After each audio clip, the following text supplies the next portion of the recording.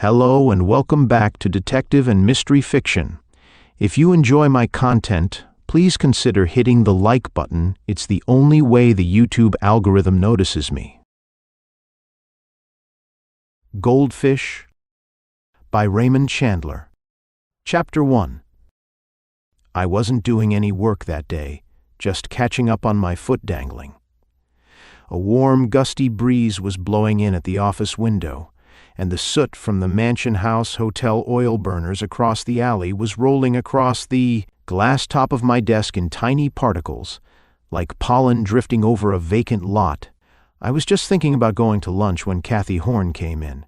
She was a tall, seedy, sad-eyed blonde who had once been a policewoman and had lost her job when she married a cheap little check bouncer named Johnny Horn. To reform him. She hadn't reformed him, but she was waiting for him to come out so she could try again. In the meantime, she ran the cigar counter at the Mansion House and watched the grifters go by in a haze of nickel cigar smoke, and once in a while lent one of them $10 to get out of town. She was just that soft. She sat down and opened her big shiny bag and got out a package of cigarettes and lit one with my desk lighter. She blew a plume of smoke, wrinkled her nose at it. "Did you ever hear of the Leander pearls?" she asked. "Gosh, that blue serge shines. You must have money in the bank, the clothes you wear." "No," I said, to both your ideas. "I never heard of the Leander pearls and don't have any money in the bank." "Then you'd like to make yourself a cut of 25 grand, maybe." I lit one of her cigarettes.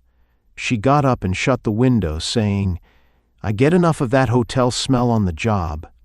She sat down again, went on, "It's 19 years ago. They had the guy in Leavenworth 15, and it's 4 since they let him out. A big lumberman from up north named Saul Leander bought them for his wife, the pearls. I mean, just 2 of them. They cost 200 grand. It must have taken a hand truck to move them," I said. "I see you don't know a lot about pearls," Kathy Horn said. "It's not just size. Anyhow, they're worth more today, and the 25 grand reward the Reliance people put out is still good." "I get it," I said. "Somebody copped them off. Now you're getting yourself some oxygen." She dropped her cigarette into a tray and let it smoke, as ladies will. I put it out for her. "That's what the guy was in Leavenworth for, only they never proved he got the pearls. It was a mail car job. He got himself hidden in the car somehow, and up in Wyoming he shot the clerk, cleaned out the registered mail, and dropped off. He got to BC before he was nailed, but they didn't get any of the stuff. Not then. All they got was him. He got life. If it's going to be a long story, let's have a drink. I never drink until sundown. That way you don't get to be a heel." "Tough on the Eskimos," I said. "In the summertime, anyway." She watched me get my little flat bottle out. Then she went on, "His name was Sipe, Wally Sipe. He did it alone. And he wouldn't squawk about the stuff, not a peep. Then, after 15 long years, they offered him a pardon if he would loosen up with the loot. He gave up everything but the pearls." "Where did he have it?" I asked. "In his hat?" "Listen, this ain't just a bunch of gag lines. I've had a lead to those marbles." I shut my mouth with my hand and looked solemn. "He said he never had the pearls, and they must have halfway believed him because they gave him the pardon. Yet the pearls were in the load, registered mail, and they were never seen again." My throat began to feel a little thick. I didn't say anything. Kathy Horn went on. "One time in Leavenworth, just one time in all those years, Wally Sipe wrapped himself around a can of white shellac and got as tight as a fat lady's girdle. His cellmate was a little man they called Peeler Marlowe. He was doing 27 months for splitting $20 bills. Sipe told him he had the pearls buried somewhere in Idaho." I leaned forward a little. "Beginning to get to you, eh?" she said. "Well, get this. Peeler Marlowe is rooming at my house, and he's a cokehound, and he talks in his sleep." I leaned back again. "Good grief," I said, "and I was practically spending the reward money." She stared at me coldly, then her face softened. "All right," she said a little hopelessly. "I know it sounds screwy.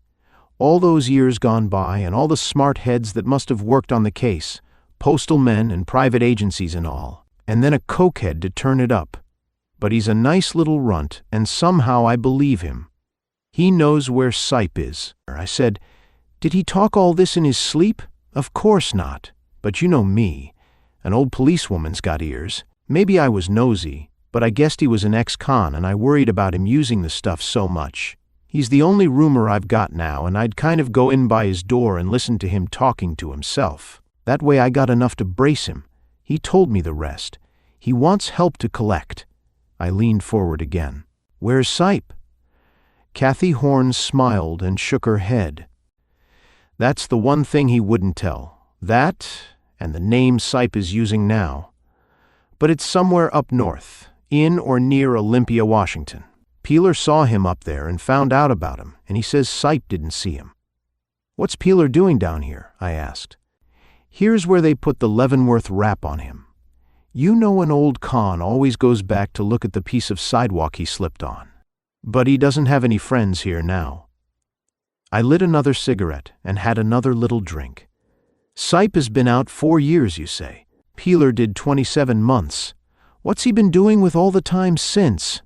Kathy Horn widened her china blue eyes pityingly. Maybe you think there's only one jailhouse he could get into. Okay, I said. Will he talk to me? I guess he wants help to deal with the insurance people, in case there are any pearls, and Sipe will put them right in Peeler's hand and so on. Is that it? Kathy Horn sighed. Yes, he'll talk to you. He's aching to. He's scared about something. Will you go out now before he gets junked up for the evening? Sure, if that's what you want. She took a flat key out of her bag and wrote an address on my pad. She stood up slowly. It's a double house. My side's separate. There's a door in between with the key on my side. That's just in case he won't come to the door. Okay, I said. I blew smoke at the ceiling and stared at her. She went towards the door, stopped, came back. She looked down at the floor. I don't rate much in it, she said, or maybe not anything. But if I could have $1,000 or $2 waiting for Johnny when he came out, maybe. Maybe you could hold him straight, I said. It's a dream, Kathy. It's all a dream. But if it isn't, you cut an even third. She caught her breath and glared at me to keep from crying. She went towards the door, stopped, and came back again. That isn't all, she said. It's the old guy, Sipe. He did 15 years. He paid hard. Doesn't it make you feel kind of mean? I shook my head. He stole them, didn't he? He killed a man. What does he do for a living? His wife has money, Kathy Horn said. He just plays around with Goldfish. Goldfish, I said. To hell with him. She went on out. Chapter 2. The last time I had been in the Gray Lake District, I had helped a DA's man named Bernie Oles shoot a gunman named Poke Andrews. But that was higher up the hill, farther away from the lake. This house was on the second level, in a loop the street made rounding a spur of the hill. It stood on a terrace, with a cracked retaining wall in front and several vacant lots behind. Being originally a double house, it had 2 front doors and 2 sets of front steps. One of the doors had a sign tacked over the grating that masked the peep window, Ring 1432. I parked my car and went up right-angle steps, passed between 2 lines of pinks, went up more steps to the side with the sign. That should be the roomer's side. I rang the bell. Nobody answered it, so I went across to the other door. Nobody answered that one either. While I was waiting, a gray Dodge coupe wished around the curve and a small, neat girl in blue looked up at me for a second. I didn't see who else was in the car. I didn't pay much attention. I didn't know it was important. I took out Kathy Horn's key and let myself into a closed living room that smelled of cedar oil. There was just enough furniture to get by. Net curtains, a quiet shaft of sunlight under the drapes in front. There was a tiny breakfast room, a kitchen, a bedroom in the back that was obviously Kathy's, a bathroom, another bedroom in front that seemed to be used as a sewing room. It was this room that had the door cut through to the other side of the house. I unlocked it and stepped, as it were, through a mirror. Everything was backwards except the furniture. The living room on that side had twin beds, didn't have the look of being lived in. I went towards the back of the house, past the second bathroom, knocked at the shut door that corresponded to Kathy's bedroom. No answer. I tried the knob and went in. The little man on the bed was probably Peeler Marlowe. I noticed his feet first, because although he had on trousers and a shirt, his feet were bare and hung over the end of the bed. They were tied there by a rope around the ankles. They had been burned raw on the soles. There was a smell of scorched flesh in spite of the open window. Also a smell of scorched wood. An electric iron on a desk was still connected. I went over and shut it off. I went back to Kathy Horn's kitchen and found a pint of Brooklyn Scotch in the cooler. I used some of it and breathed deeply for a little while and looked out over the vacant lots. There was a narrow cement walk behind the house and green wooden steps down to the street. I went back to Peeler Mardo's room.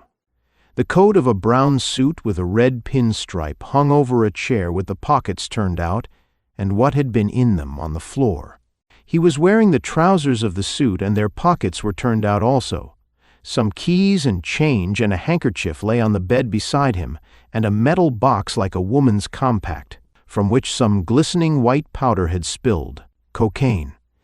He was a little man, not more than 5'4", with thin brown hair and large ears. His eyes had no particular color. They were just eyes, and very wide open and quite dead. His arms were pulled out from him and tied at the wrists by a rope that went under the bed. I looked him over for bullet or knife wounds. Didn't find any. There wasn't a mark on him except his feet. Shock or heart failure or a combination of the two must have done the trick. He was still warm. The gag in his mouth was both warm and wet. I wiped off everything I had touched, looked out of Kathy's front window for a while before I left the house. It was 3:30 when I walked into the lobby of the mansion house, over to the cigar counter in the corner. I leaned on the glass and asked for Camels. Kathy Horn flicked the pack at me, dropped the change into my outside breast pocket, and gave me her customer's smile. "Well, you didn't take long," she said, and looked sidewise along her eyes at a drunk who was trying to light a cigar with the old-fashioned flint and steel lighter. "It's heavy," I told her. "Get set." She turned away quickly and flipped a pack of paper matches along the glass to the drunk. He fumbled for them, dropped both matches and cigar, scooped them angrily off the floor, and went off looking back over his shoulder as if he expected a kick. Kathy looked past my head, her eyes cool and empty. "I'm set," she whispered. "You cut a full half," I said. "Peeler's out. He's been bumped off in his bed." Her eyes twitched. 2 fingers curled on the glass near my elbow. A white line showed around her mouth. That was all. "Listen," I said, "don't say anything until I'm through. He died of shock. Somebody burned his feet with a cheap electric iron." "Not yours," I looked. I'd say he died rather quickly and couldn't have said much. The gag was still in his mouth. When I went out there, frankly, I thought it was all hooey. Now I'm not so sure. If he opened up, we're through, and so is Sipe, unless I can find him first. Those workers didn't have any inhibitions at all. If he didn't give up, there's still time." Her head turned, her set eyes looked towards the revolving door at the lobby entrance. White patches glared in her cheeks. "What do I do?" she breathed. I poked at a box of wrapped cigars, dropped her key into it. Her long fingers got it out smoothly, hid it. "When you get home, you find him. You don't know a thing. Leave the pearls out, leave me out. When they check his prints, they'll know he had a record, and they'll just figure it was something caught up with him." I broke my cigarettes open and lit one, watched her for a moment. She didn't move an inch. "Can you face it down?" I asked. "If you can't, now's the time to speak." "Of course." Her eyebrows arched. "Do I look like a torturer?" "You married a crook," I said grimly. She flushed, which was what I wanted. "He isn't. He's just a damn fool. Nobody thinks any the worse of me, not even the boys down at headquarters." "All right, I like it that way. It's not our murder after all. And if we talk now, you can say goodbye to any share in any reward, even if one is ever paid." "Darn tootin'," Kathy Horn said pertly. "Oh, the poor little runt," she almost sobbed. I patted her arm, grinned as heartily as I could, and left the mansion house. Chapter 3. The Reliance Indemnity Company had offices in the Gross Building, 3 small rooms that looked like nothing at all. They were a big enough outfit to be as shabby as they liked. The resident manager was named Luton, a middle-aged, bald-headed man with quiet eyes, dainty fingers that caressed a dappled cigar. He sat behind a large, well-dusted desk and stared peacefully at my chin. "Marlowe, eh?" I've heard of you." He touched my card with a shiny little finger. "What's on your mind?" I rolled a cigarette around in my fingers and lowered my voice. "Remember the Leander pearls?" His smile was slow, a little bored. "I'm not likely to forget them. They cost this company $150,000. I was a cocky young adjuster then." I said, "I've got an idea. It may be all haywire. It very likely is. But I'd like to try it out. Is your 25 grand reward still good?" He chuckled. 20 grand, Marlowe. We spent the difference ourselves. You're wasting time." "It's my time. 20 it is then. How much cooperation can I get? What kind of cooperation? Can I have a letter identifying me to your other branches, in case I have to go out of the state, in case I need kind words from some local law?" "Which way out of the state?" I smiled at him. He tapped his cigar on the edge of a tray and smiled back. Neither of our smiles was honest. "No letter," he said. "New York wouldn't stand for it. We have our own tie-up. But all the cooperation you can use, under the hat, and the 20 grand if you click. Of course you won't." I lit my cigarette and leaned back, puffed smoke at the ceiling. "No, why not? You never got those marbles. They existed, didn't they?" "Darn right they existed, and if they still do, they belong to us. But 200 grand doesn't get buried for 20 years and then get dug up." "All right, it's still my own time." He knocked a little ash off his cigar and looked down his eyes at me. "I like your front," he said, "even if you are crazy. But we're a large organization. Suppose I have you covered from now on. What then? I lose. I'll know I'm covered. I'm too long in the game to miss that. I'll quit, give up what I know to the law, and go home." "Why would you do that?" I leaned forward over the desk again. "Because," I said slowly, "the guy that had the lead got bumped off today." Oh.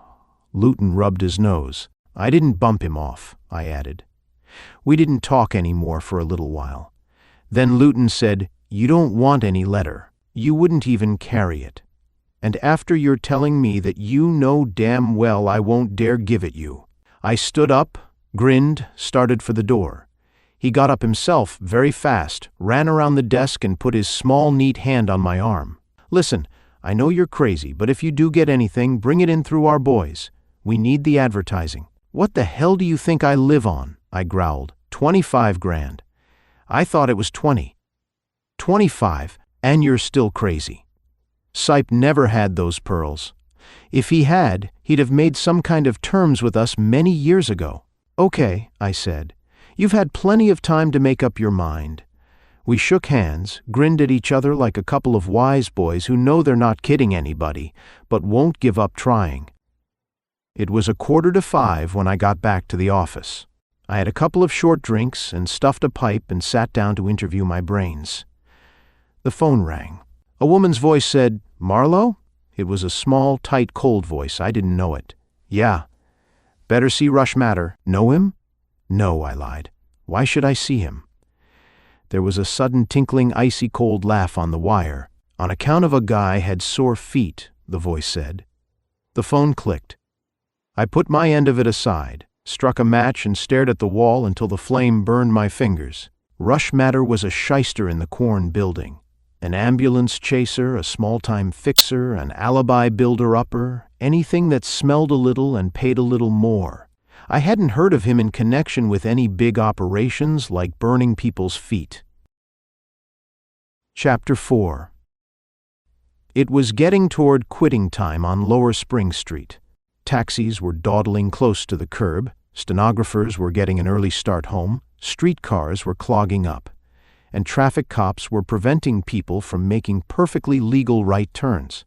The Corn building was a narrow front, the color of dried mustard, with a large case of false teeth in the entrance. The directory held the names of painless dentists, people who teach you how to become a letter carrier, just names and numbers without any names. Rush Matter, attorney at law, was in room 619. I got out of a jolting open-cage elevator, looked at a dirty spittoon on a dirty rubber mat, walked down a corridor that smelled of butts, and tried the knob below the frosted glass panel of 619. The door was locked. I knocked.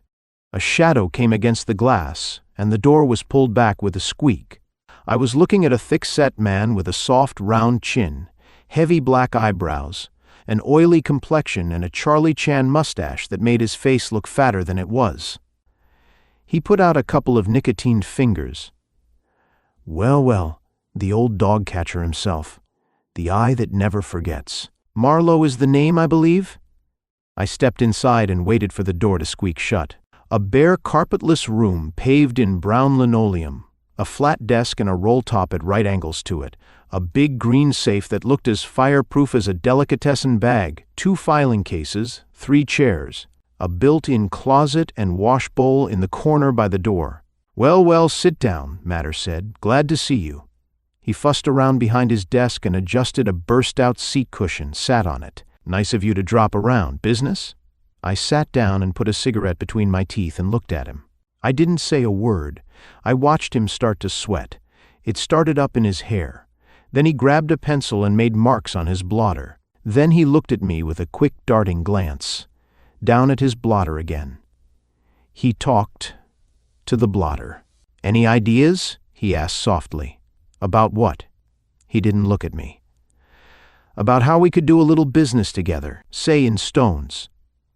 Who was the Wren? I asked. Huh? What Wren? He still didn't look at me.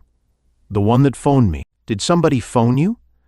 I reached for his telephone, which was the old-fashioned gallows type. I lifted off the receiver and started to dial the number of police headquarters, very slowly. I knew he would know that number about as well as he knew his hat. He reached over and pushed the hook down. Now listen, he complained. You're too fast. What you calling copper for?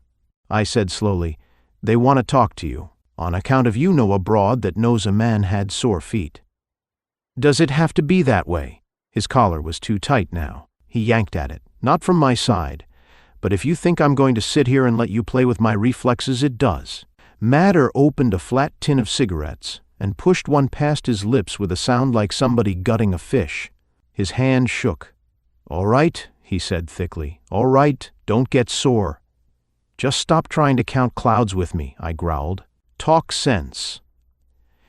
If you've got a job for me, it's probably too dirty for me to touch, but I'll at least listen. He nodded. He was comfortable now. He knew I was bluffing. He puffed a pale swirl of smoke and watched it float up. That's all right, he said evenly. I play dumb myself once in a while. The thing is, we're wise. Carol saw you go to the house and leave it again. No law came. Carol? Carol Donovan, friend of mine. She called you up. I nodded. Go ahead. He didn't say anything. He just sat there and looked at me owlishly. I grinned and leaned across the desk a little and said, Here's what's bothering you.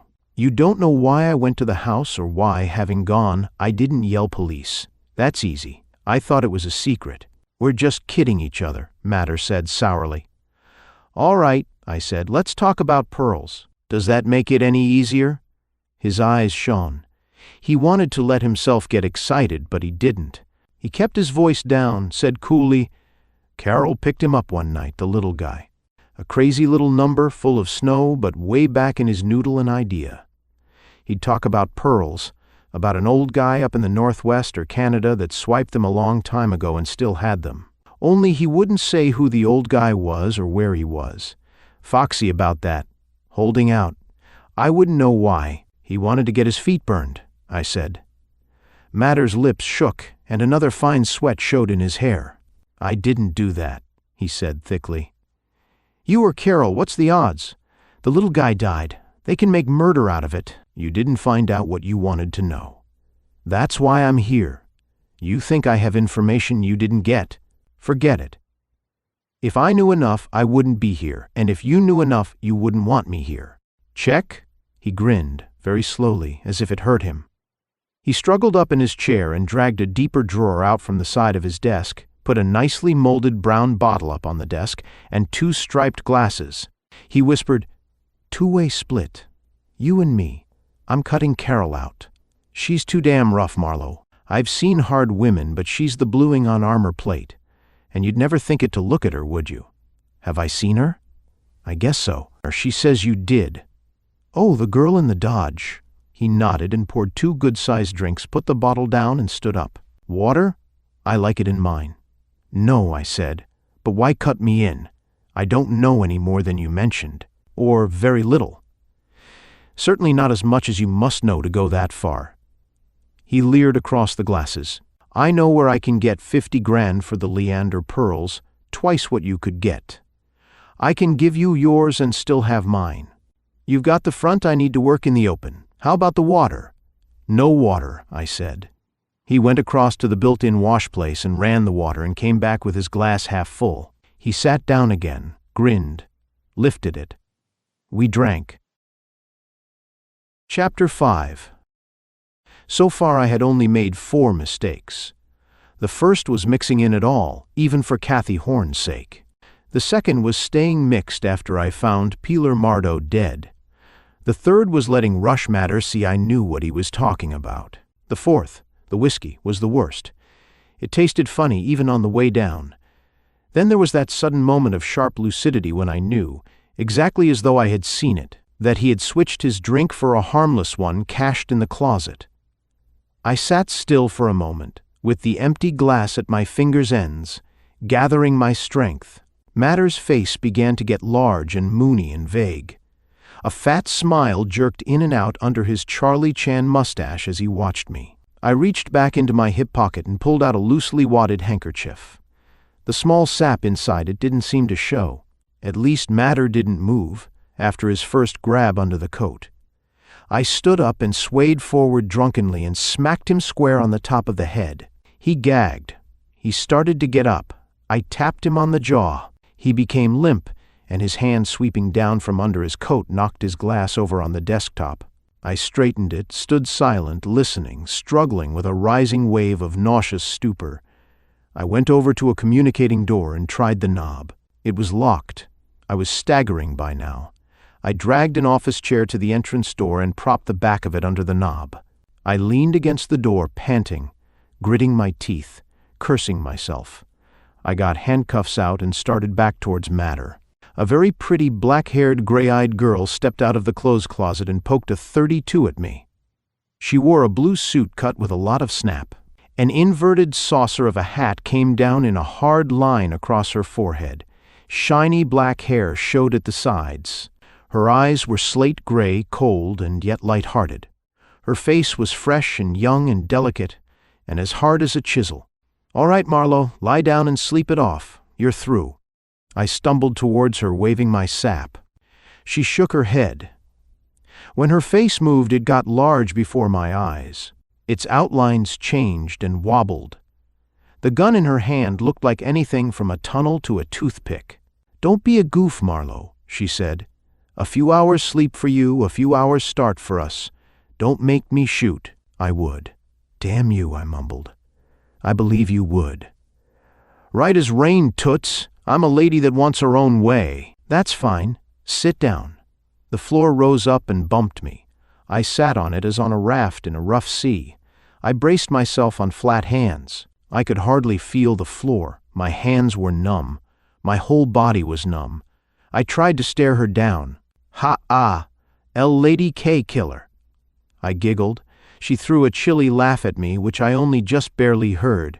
Drums were beating in my head now. War drums from a far-off jungle. Waves of light were moving, and dark shadows and a rustle as of a wind in treetops. I didn't want to lie down. I lay down. The girl's voice came from very far off, an elfin voice. "Two-way split, eh? He doesn't like my method, eh? Bless his big, soft heart. We'll see about him." Vaguely as I floated off, I seemed to feel a dull jar that might have been a shot. I hoped she had shot Matter, but she hadn't. She had merely helped me on my way out, with my own sap. When I came around again, it was night. Something clacked overhead with a heavy sound. Through the open window beyond the desk, yellow light splashed on the high side walls of a building. The thing clacked again, and the light went off. An advertising sign on the roof. I got up off the floor like a man climbing out of thick mud. I waded over to the washbowl, sloshed water on my face, felt the top of my head and winced, waded back to the door and found the light switch. Strewn papers lay around the desk, broken pencils, envelopes, an empty brown whiskey bottle, cigarette ends and ashes, the debris of hastily emptied drawers. I didn't bother going through any of it. I left the office, rode down to the street in the shuddering elevator, slid into a bar and had a brandy, then got my car and drove on home. I changed clothes, packed a bag, had some whiskey and answered the telephone. It was about 9:30. Kathy Horn's voice said, "So you're not gone yet. I hoped you wouldn't be." "Alone?" I asked, still thick in the voice. "Yes, but I haven't been. The house has been full of coppers for hours. They were very nice considering. Old grudge of some kind, they figured." "And the line is likely bugged now," I growled. Where was I supposed to be going? "Well, you know. Your girl told me." "Little dark girl, very cool? Name of Carol Donovan." "She had your card. Why wasn't it?" "I don't have any girl," I said grimly. And I bet that just very casually, without thinking at all, a name slipped past your lips, the name of a town up north. Did it? "Yes," Kathy Horn admitted weakly.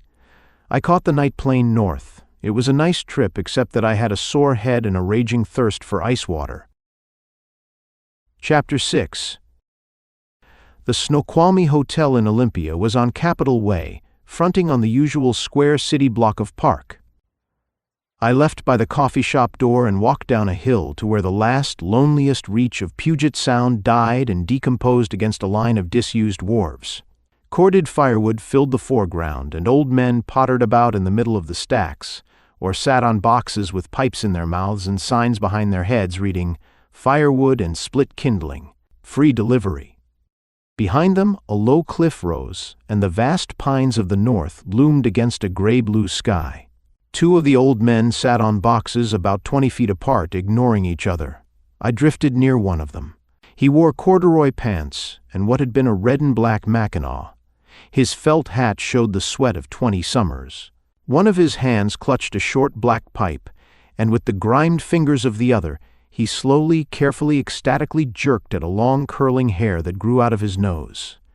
I set a box on end, sat down, filled my own pipe, lit it, puffed a cloud of smoke. I waved a hand at the water and said, "You'd never think that ever met the Pacific Ocean." He looked at me. I said, "Dead end, quiet, restful, like your town. I like a town like this." He went on looking at me. "I'll bet," I said, "that a man that's been around a town like this knows everybody in it and in the country near it." He said, "How much you bet?" I took a silver dollar out of my pocket. They still had a few up there. The old man looked it over, nodded, suddenly yanked the long hair out of his nose and held it up against the light. "You'd lose," he said. I put the dollar down on my knee. "Know anybody around here that keeps a lot of goldfish?" I asked. He stared at the dollar. The other old man nearby was wearing overalls and shoes without any laces.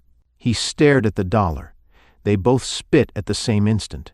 The first old man said, "Leedle deef." He got up slowly and went over to a shack built of old boards of uneven lengths. He went into it, banged the door. The second old man threw his axe down pettishly, spit in the direction of the closed door, and went off among the stacks of cordwood. The door of the shack opened. The man in the mackinaw poked his head out of it. "Sewer crabs is all," he said, and slammed the door again. I put my dollar in my pocket and went back up the hill. I figured it would take too long to learn their language. Capitol Way ran north and south. A dull green streetcar shuttled past on the way to a place called Tumwater. In the distance I could see the government buildings. Northward, the street passed 2 hotels and some stores and branched right and left. Right went to Tacoma and Seattle. Left went over a bridge and out to the Olympic Peninsula. Beyond this right and left turn, the street suddenly became old and shabby, with broken asphalt paving, a Chinese restaurant, a boarded-up movie house, a pawnbroker's establishment.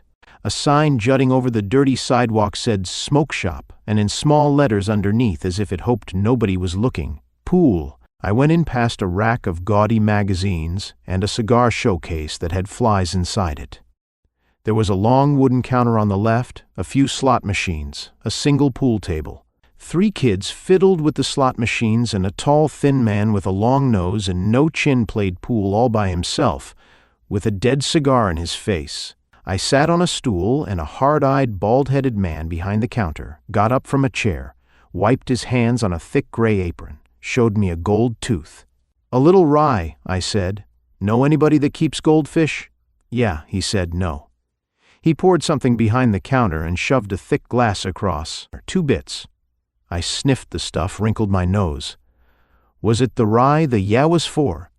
The bald-headed man held up a large bottle with a label that said something about cream of Dixie straight rye whiskey, guaranteed at least 4 months old. "Okay," I said. "I see it just moved in." I poured some water in it and drank it. It tasted like a cholera culture. I put a quarter on the counter. The barman showed me a gold tooth on the other side of his face and took hold of the counter with 2 hard hands and pushed his chin at me. "What was that crack?" he asked, almost gently. "I just moved in," I said. "I'm looking for some goldfish for the front window." "Goldfish?" The barman said very slowly. "Do I look like a guy would know a guy would have goldfish?" His face was a little white. The long-nosed man who had been playing himself a round of pool racked his cue and strolled over to the counter beside me and threw a nickel on it. "Draw me a Coke before you wet yourself," he told the barman. The barman pried himself loose from the counter with a good deal of effort. I looked down to see if his fingers had made any dents in the wood. He drew a Coke, stirred it with a swizzle stick, dumped it on the bar top, took a deep breath and let it out through his nose, grunted, and went away towards a door marked "Toilet." The long-nosed man lifted his Coke and looked into the smeared mirror behind the bar. The left side of his mouth twitched briefly. A dim voice came from it saying, "How's Peeler?" I pressed my thumb and forefinger together, put them to my nose, sniffed, shook my head sadly. "Hitting it high, huh?" "Yeah," I said. "I didn't catch the name." "Call me Sunset. I'm always moving west." "Think he'll stay clammed?" "He'll stay clammed," I said. "What's your handle?" "Dodge Willis, El Paso," I said. "Got a room somewhere?" "Hotel." He put his glass down empty. "Let's dangle." Chapter 7. We went up to my room and sat down and looked at each other over a couple of glasses of scotch and ice water. Sunset studied me with his close-set expressionless eyes, a little at a time, but very thoroughly in the end, adding it all up. I sipped my drink and waited. At last he said in his lipless stir voice, "How come Peeler didn't come hisself?" "For the same reason he didn't stay when he was here." "Meaning which?"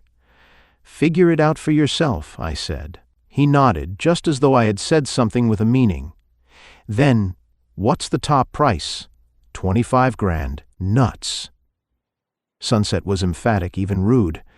I leaned back and lit a cigarette, puffed smoke at the open window, and watched the breeze pick it up and tear it to pieces. "Listen," Sunset complained. "I don't know you from last Sunday's sports section. You may be all to the silk, or I just don't know." "Why'd you brace me?" I asked. "You had the word, didn't you?"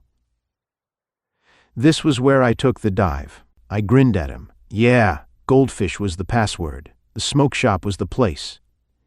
His lack of expression told me I was right. It was one of those breaks you dream of, but don't handle right even in dreams. "Well, what's the next angle?" Sunset inquired, sucking a piece of ice out of his glass and chewing on it. I laughed. "Okay, Sunset. I'm satisfied you're cagey. We could go on like this for weeks. Let's put our cards on the table. Where is the old guy?" Sunset tightened his lips, moistened them, tightened them again. He set his glass down very slowly, and his right hand hung lax on his thigh. I knew I had made a mistake, that Peeler knew where the old guy was exactly. Therefore I should know. Nothing in Sunset's voice showed I had made a mistake. He said crossly, "You mean why don't I put my cards on the table, and you just sit back and look 'em over?" "Nix." "Then how do you like this?" I growled. "Peeler's dead." One eyebrow twitched in one corner of his mouth. His eyes got a little blanker than before, if possible. His voice rasped lightly, like a finger on dry leather. "How come? Competition you two didn't know about." I leaned back, smiled. The gun made a soft metallic blue in the sunshine. I hardly saw where it came from. Then the muzzle was round and dark and empty, looking at me. "You're kidding the wrong guy," Sunset said lifelessly. "I ain't no soft spot for chiselers to lie on." I folded my arms, taking care that my right hand was outside, in view. I would be if I was kidding. I'm not.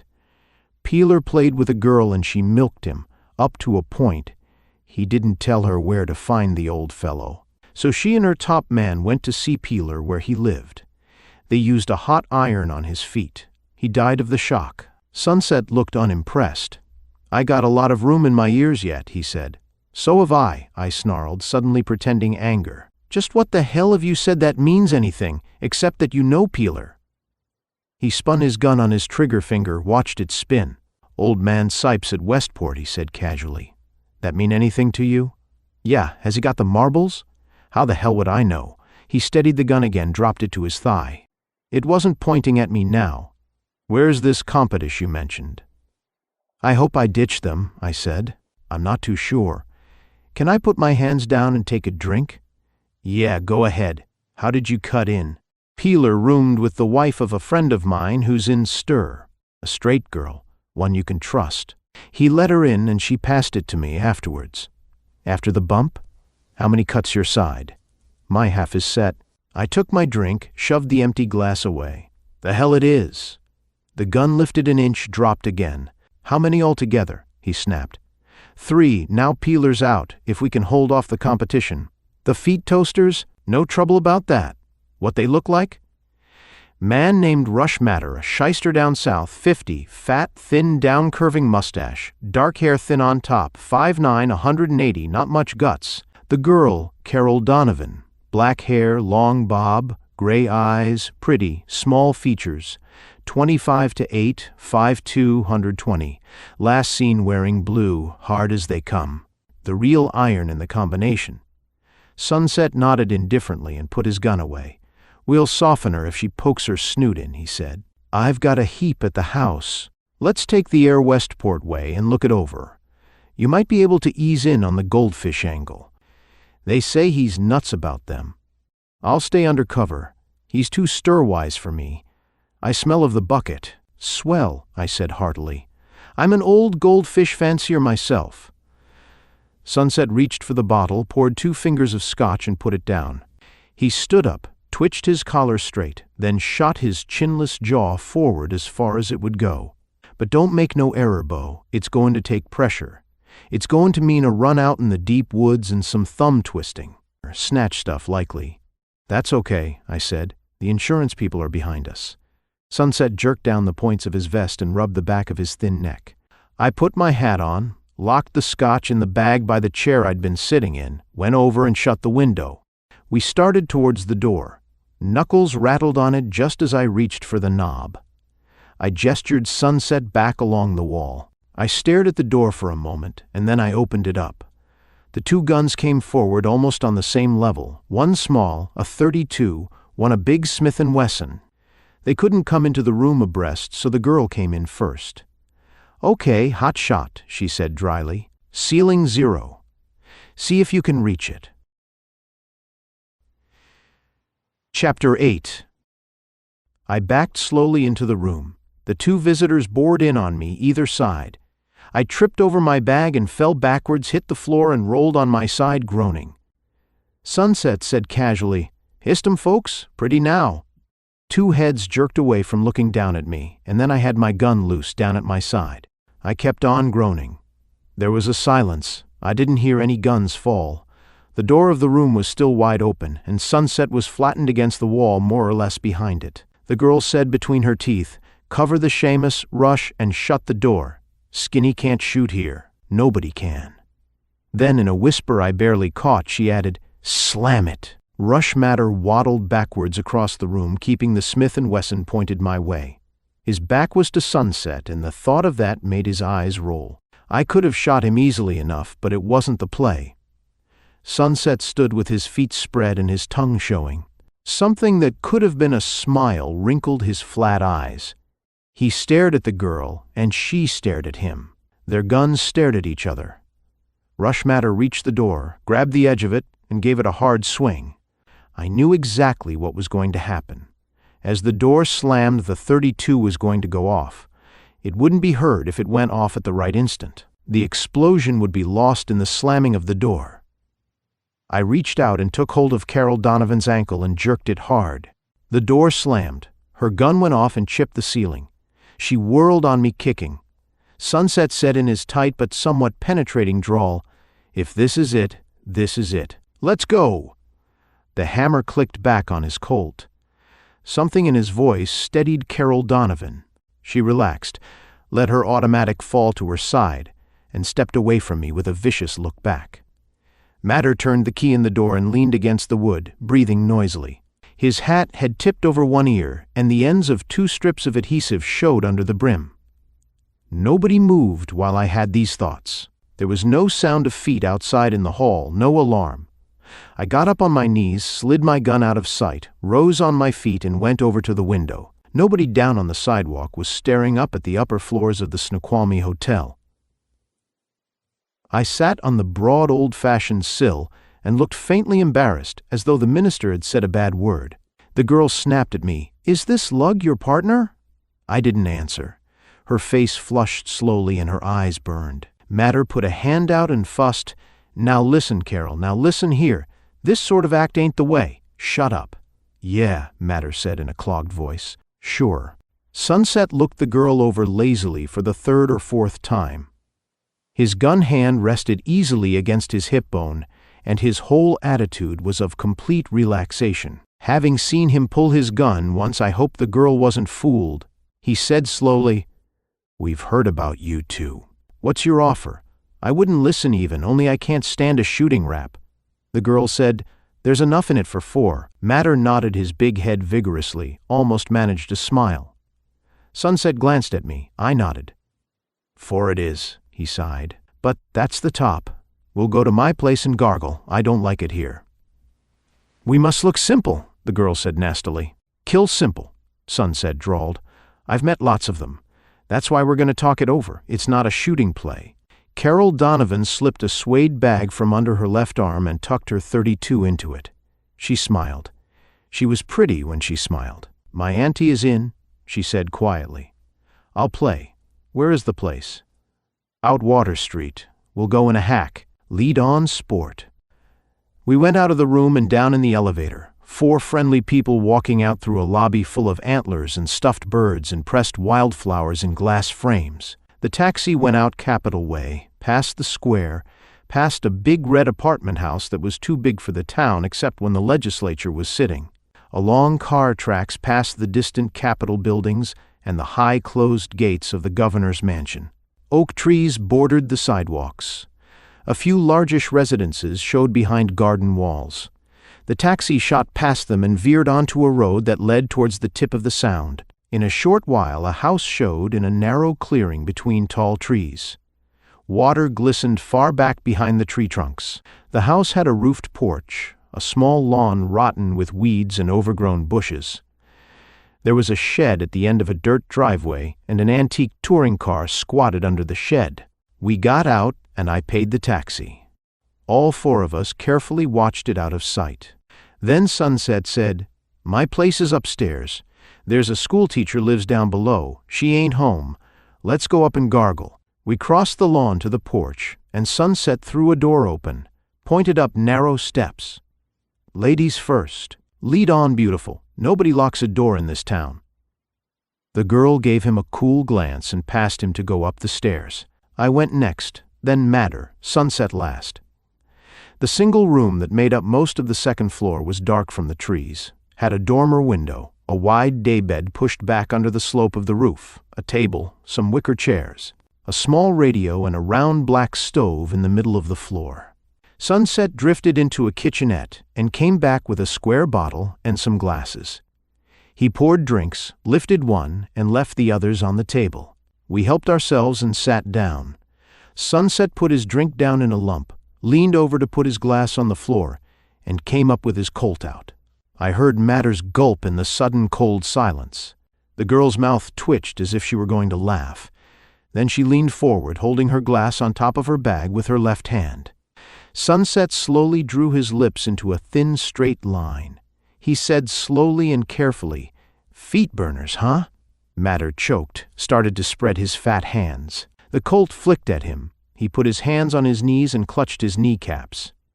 And suckers at that, Sunset went on tiredly. Burn a guy's feet to make him sing and then walk right into the parlor of one of his pals. You couldn't tie that with Christmas ribbon. Matter said jerkily, all right. What's the payoff? The girl smiled slightly, but she didn't say anything. Sunset grinned. Rope, he said softly. A lot of rope tied in hard knots with water on it. Then me and my pal trundle off to catch fireflies, pearls to you, and when we come back. He stopped, drew his left hand across the front of his throat. Like the idea? He glanced at me. Yeah, but don't make a song about it, I said. Where's the rope? Bureau? Sunset answered, and pointed with one ear at the corner. I started in that direction, by way of the walls. Matter made a sudden thin whimpering noise, and his eyes turned up in his head, and he fell straight forward off the chair on his face, in a dead faint. That jarred Sunset. He hadn't expected anything so foolish. His right hand jerked around until the colt was pointing down at Matter's back. The girl slipped her hand under her bag. The bag lifted an inch.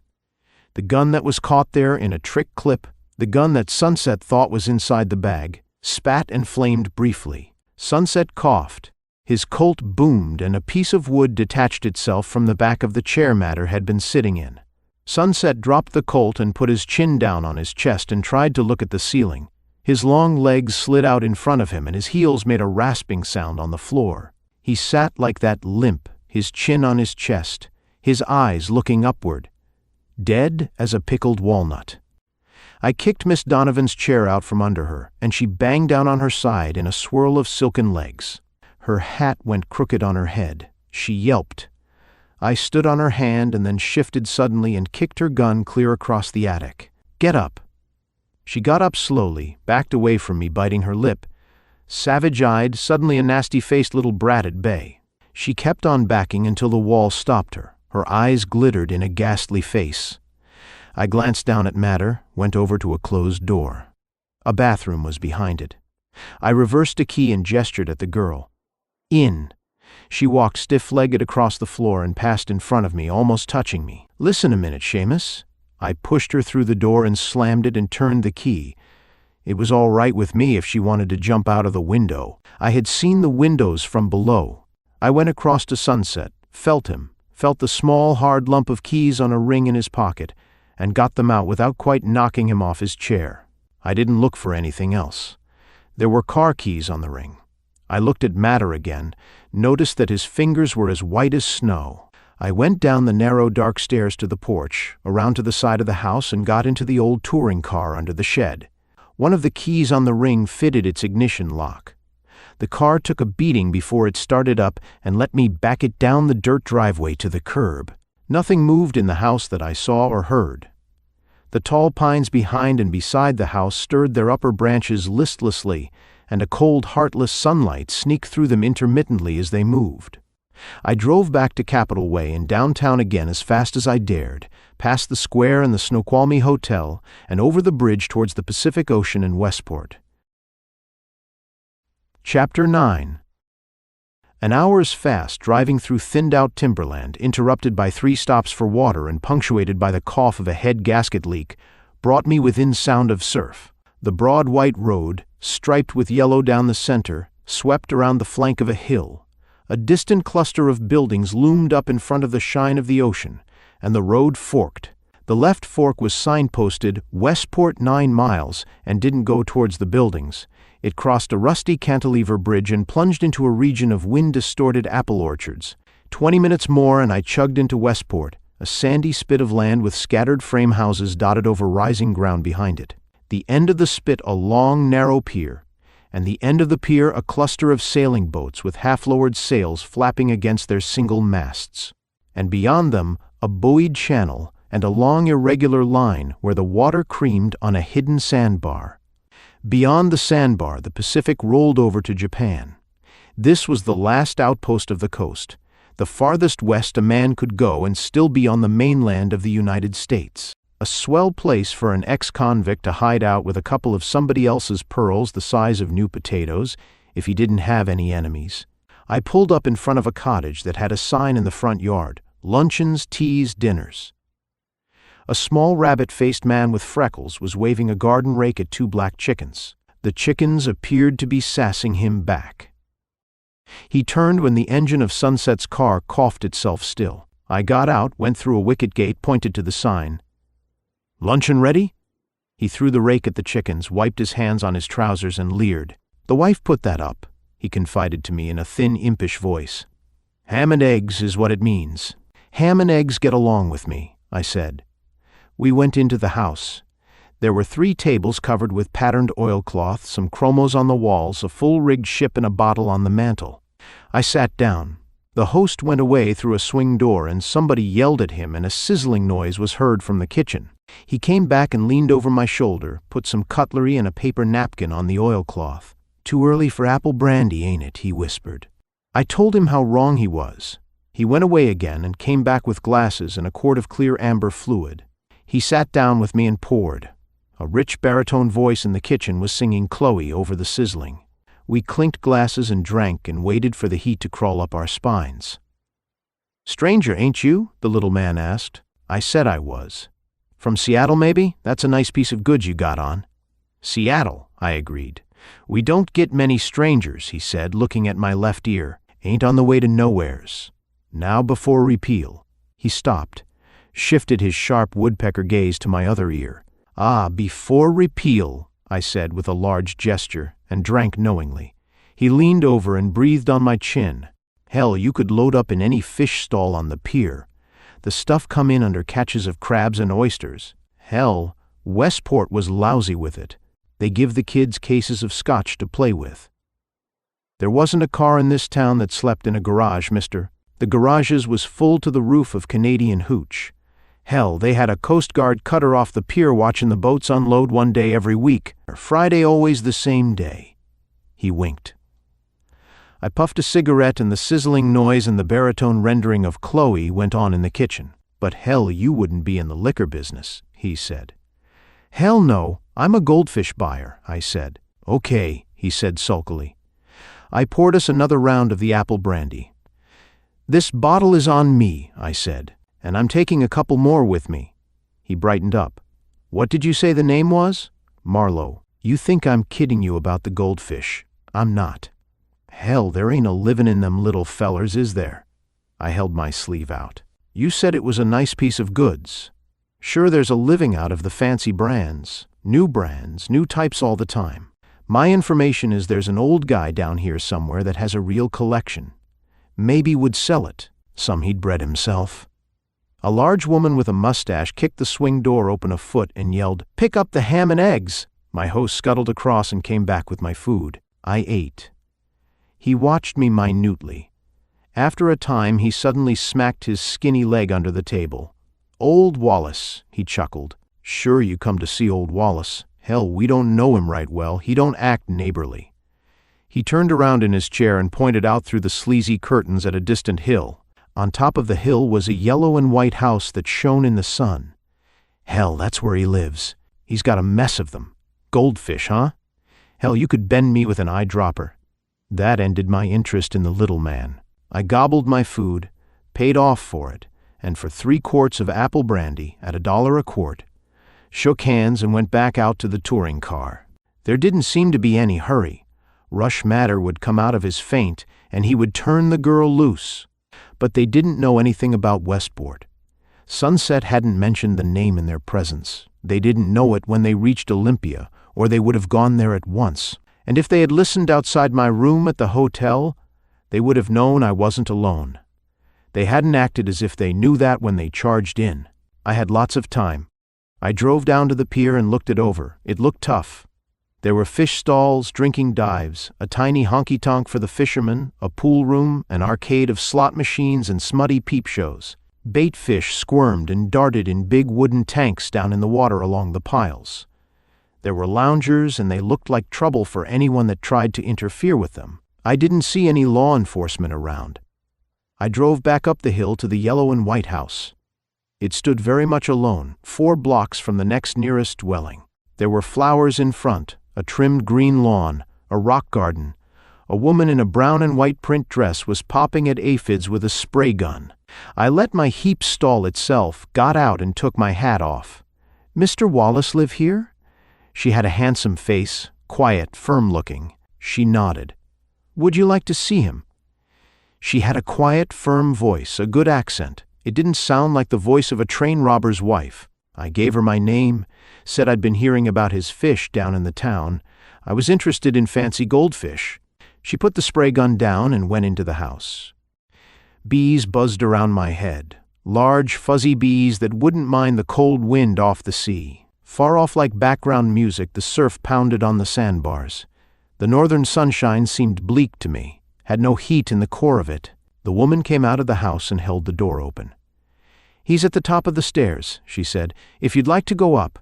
I went past a couple of rustic rockers and into the house of the man who had stolen the Leander pearls. Chapter 10.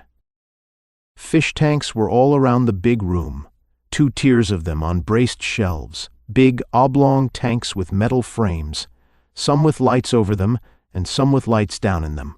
Water grasses were festooned in careless patterns behind the algae-coated glass, and the water held a ghostly greenish light, and through the greenish light moved fish of all the colors of rainbow.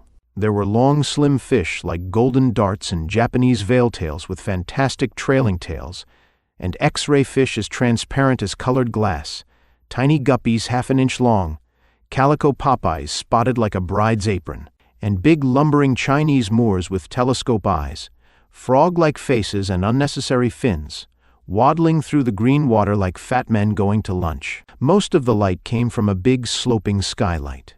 Under the skylight at a bare wooden table, a tall gaunt man stood with a squirming red fish in his left hand, and in his right hand a safety razor blade backed with adhesive tape. He looked at me from under wide gray eyebrows. His eyes were sunken, colorless, opaque. I went over beside him and looked down at the fish he was holding. "Fungus?" I asked. He nodded slowly. "White fungus." He put the fish down on the table and carefully spread its dorsal fin. The fin was ragged and split, and the ragged edges had a mossy white color. "White fungus," he said. "Ain't so bad. I'll trim this feller up and he'll be right as rain. What can I do for you, mister?" I rolled a cigarette around in my fingers and smiled at him. "Like people," I said. "The fish, I mean. They get things wrong with them." He held the fish against the wood and trimmed off the ragged part of the fin. He spread the tail and trimmed that. The fish had stopped squirming. "Some you can cure," he said, "and some you can't. You can't cure swimming bladder disease, for instance." He glanced up at me. "This don't hurt him, case you think it does," he said. "You can shock a fish to death, but you can't hurt it like a person." He put the razor blade down and dipped a cotton swab in some purplish liquid, painted the cut places. Then he dipped a finger in a jar of white Vaseline and smeared that over. He dropped the fish in a small tank off to one side of the room. The fish swam around peacefully, quite content. The gaunt man wiped his hands, sat down at the edge of a bench and stared at me with lifeless eyes. He had been good-looking once, a long time ago. "You interested in fish?" he asked. His voice had the quiet, careful murmur of the cell block in the exercise yard. I shook my head. "Not particularly, that was just an excuse. I came a long way to see you, Mr. Sipe." He moistened his lips and went on staring at me. When his voice came again, it was tired and soft. "Wallace is the name, mister." I puffed a smoke ring and poked my finger through it. "For my job, it's got to be Sipe." He leaned forward and dropped his hands between his spread bony knees, clasped them together. Big gnarled hands that had done a lot of hard work in their time. His head tipped up at me, and his dead eyes were cold under the shaggy brows. But his voice stayed soft. "Haven't seen a dick in a year. To talk to. What's your lay?" "Guess," I said. His voice got still softer. "Listen, Dick. I've got a nice home here, quiet. Nobody bothers me anymore. Nobody's got a right to. I got a pardon straight from the White House.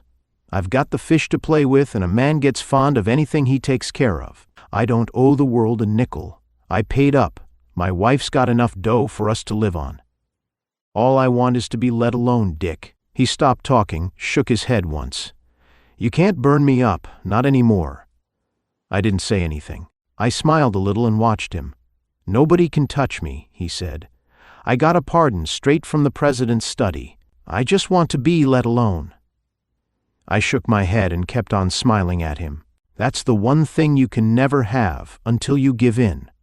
"Listen," he said softly, "you may be new on this case. It's kind of fresh to you. You want to make a rep for yourself. But me, I've had almost 20 years of it, and so have a lot of other people.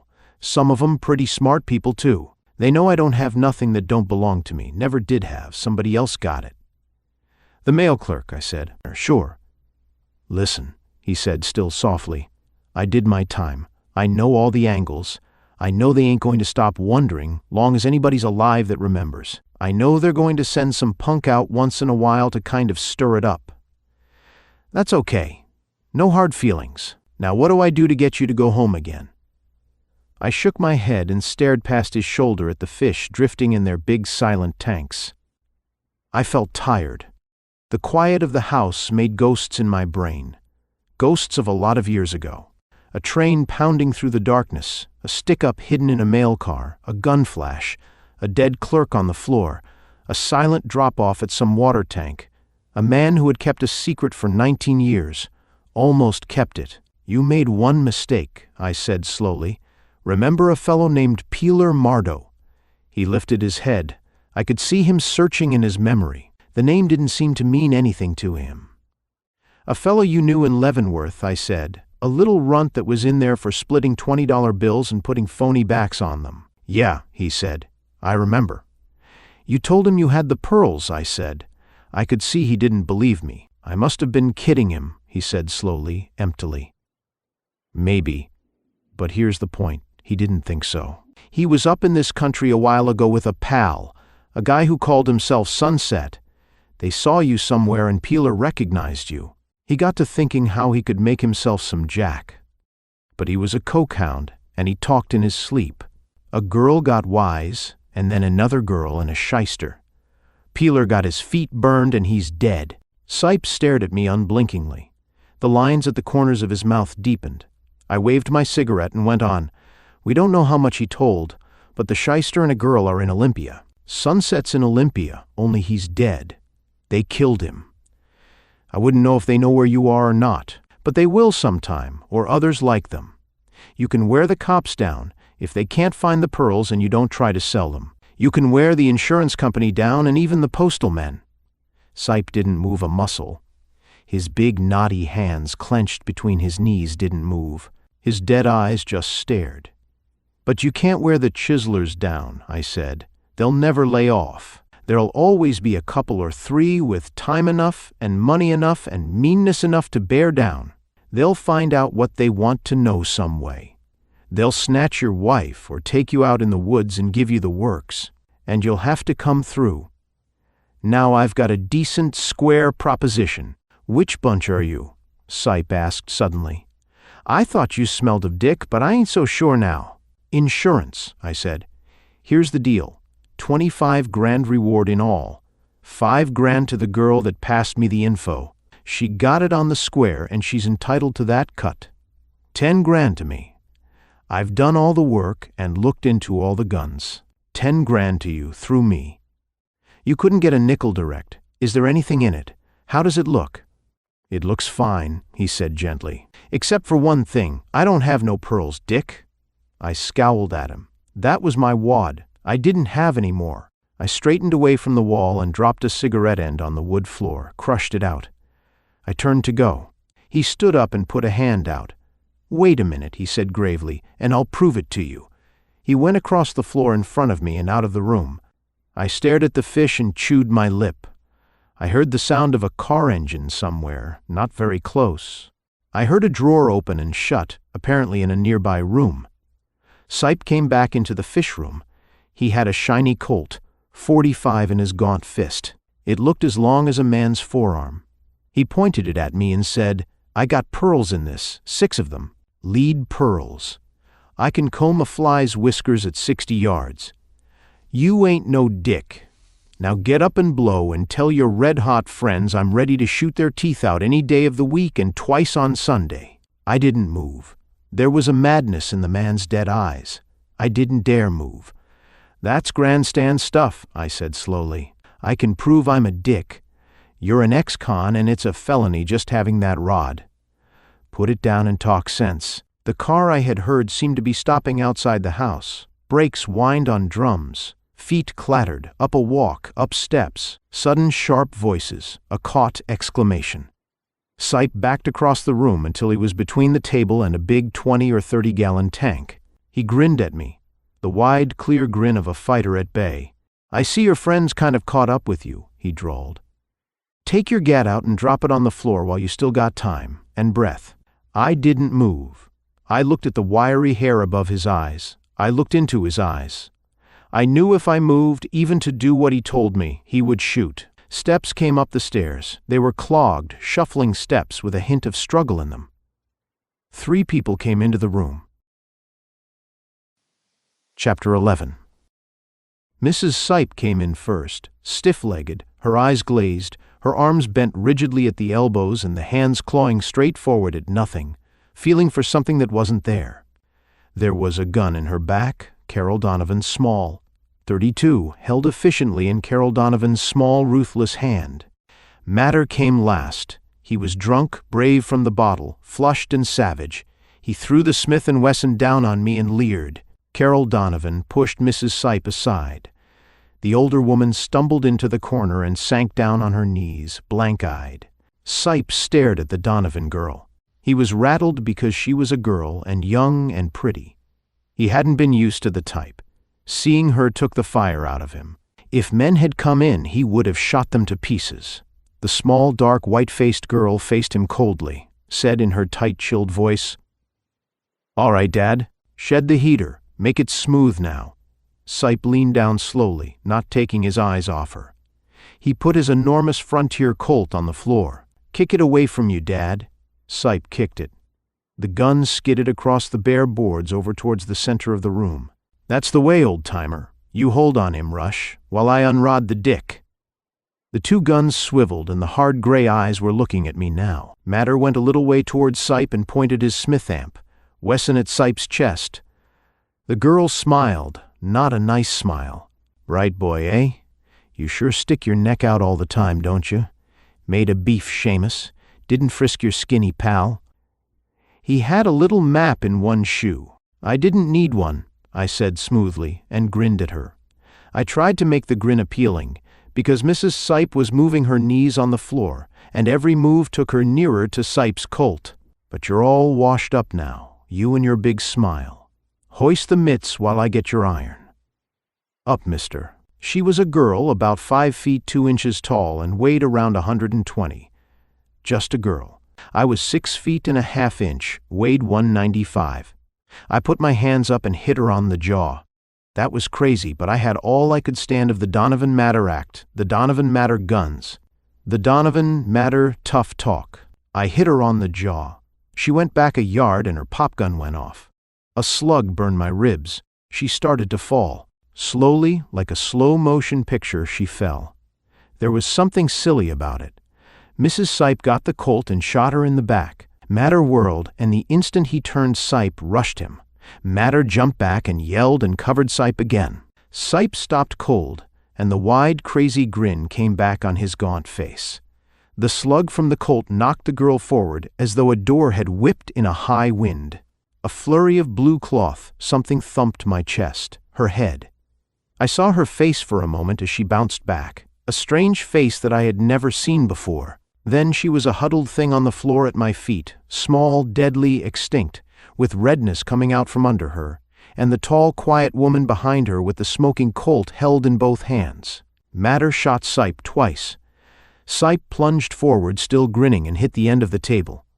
The purplish liquid he had used on the sick fish sprayed up over him. Matter shot him again as he was falling. I jerked my Luger out and shot Matter in the most painful place I could think of that wasn't likely to be fatal, the back of the knee. He went down exactly as if he had tripped over a hidden wire.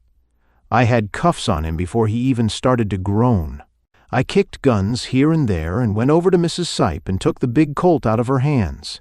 It was very still in the room for a little while.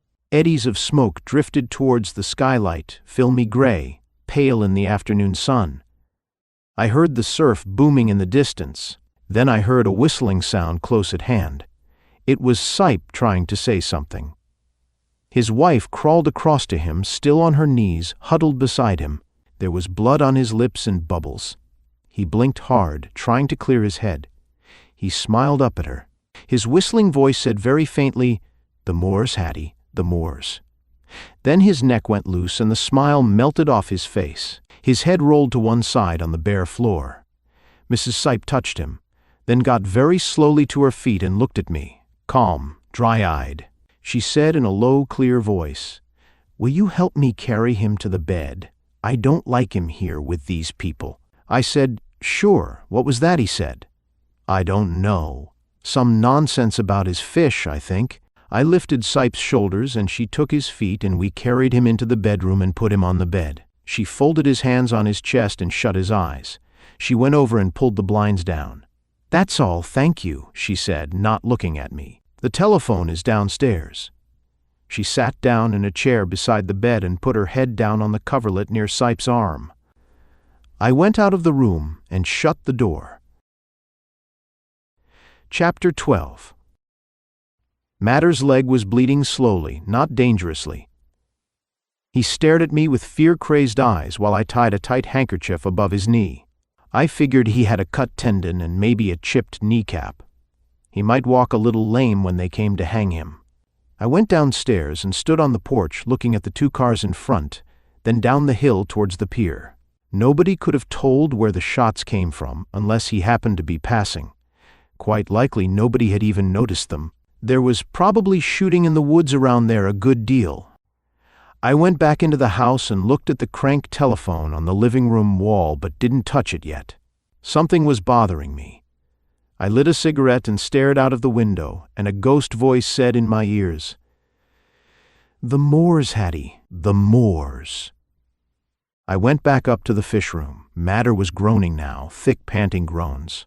What did I care about a torturer like Matter? The girl was quite dead. None of the tanks was hit.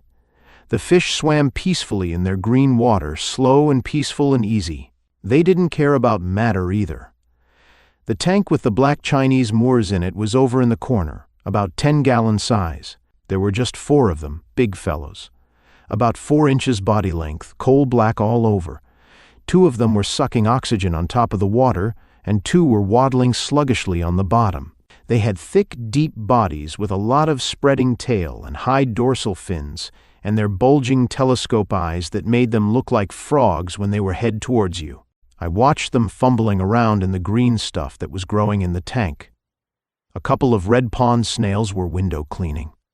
The 2 on the bottom looked thicker and more sluggish than the 2 on the top. I wondered why. There was a long-handled strainer made of woven string lying between 2 of the tanks. I got it and fished down in the tank, trapped one of the big Moors and lifted it out. I turned it over in the net, looked at its faintly silver belly. I saw something that looked like a suture. I felt the place. There was a hard lump under it. I pulled the other one off the bottom. Same suture, same hard round lump. I got one of the 2 that had been sucking air on top. No suture, no hard round lump. It was harder to catch too. I put it back in the tank. My business was with the other 2.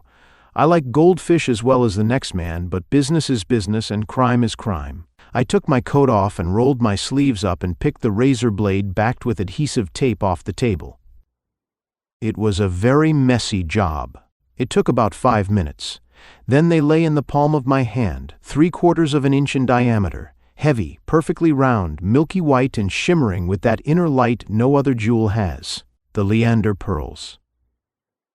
I washed them off, wrapped them in my handkerchief, rolled down my sleeves and put my coat back on. I looked at Matter, at his little pain and fear-tortured eyes, the sweat on his face. I didn't care anything about Matter. He was a killer, a torturer.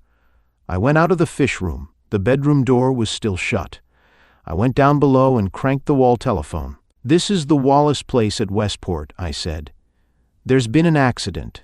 We need a doctor and we'll have to have the police. What can you do?" The girl said, "I'll try and get you a doctor, Mr. Wallace. It may take a little time, though. There's a town marshal at Westport. Will he do?"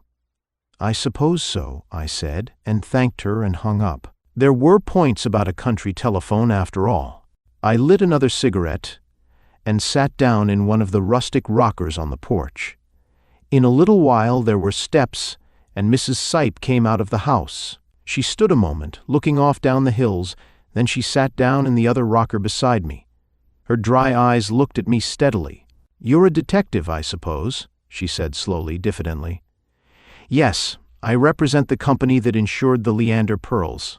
She looked off into the distance. "I thought he would have peace here," she said, "that nobody would bother him anymore, that this place would be a sort of sanctuary. He ought not to have tried to keep the pearls." She turned her head quickly this time. She looked blank now, then she looked scared. I reached down in my pocket and got out the wadded handkerchief, opened it up on the palm of my hand. They lay there together on the white linen, 200 grand worth of murder. "He could have had his sanctuary," I said. "Nobody wanted to take it away from him." But he wasn't satisfied with that. She looked slowly, lingeringly at the pearls. Then her lips twitched. Her voice got hoarse. "Poor Wally," she said. "So you did find them. You're pretty clever, you know. He killed dozens of fish before he learned how to do that trick." She looked up into my face. A little wonder showed at the back of her eyes. She said, "I always hated the idea. Do you remember the old Bible theory of the scapegoat?" I shook my head no. The animal on which the sins of a man were laid, and then it was driven off into the wilderness. The fish were his scapegoat. She smiled at me. I didn't smile back. She said, still smiling faintly, "You see, he once had the pearls, the real ones, and suffering seemed to him to make them his. But he couldn't have had any profit from them, even if he had found them again. It seems some landmark changed while he was in prison, and he never could find the spot in Idaho where they were buried." An icy finger was moving slowly up and down my spine. I opened my mouth, and something I supposed might be my voice said, "Huh?" She reached a finger out and touched one of the pearls. I was still holding them out, as if my hand was a shelf nailed to the wall. "So he got these," she said, "in Seattle. They're hollow, filled with white wax. I forget what they call the process. They look very fine. Of course I never saw any really valuable pearls." "What did he get them for?" I croaked. "Don't you see? They were his sin. He had to hide them in the wilderness, this wilderness. He hid them in the fish. And do you know—" She leaned towards me again and her eyes shone. She said very slowly, very earnestly, "Sometimes I think that in the very end, just the last year or so, he actually believed they were the real pearls he was hiding. Does all this mean anything to you?" I looked down at my pearls. My hand and the handkerchief closed over them slowly. I said, "I'm a plain man, Mrs. Sipe. I guess the scapegoat idea's a bit over my head. I'd say he was just trying to kid himself a bit, like any healthy loser." She smiled again. She was handsome when she smiled. Then she shrugged quite lightly. "Of course, you would see it that way. But me," she spread her hands. "Oh, well, it doesn't matter much now. May I have them for a keepsake?" "Have them? The phony pearls. Surely you don't." I stood up. An old Ford Roadster without a top was chugging up the hill. A man in it had a big star on his vest.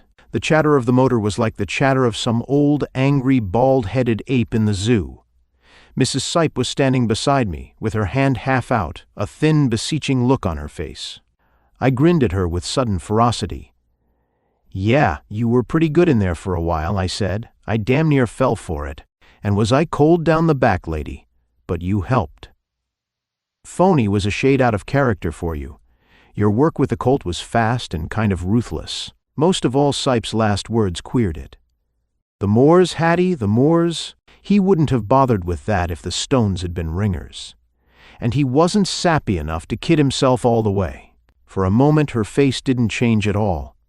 Then it did. Something horrible showed in her eyes. She put her lips out and spit at me. Then she slammed into the house.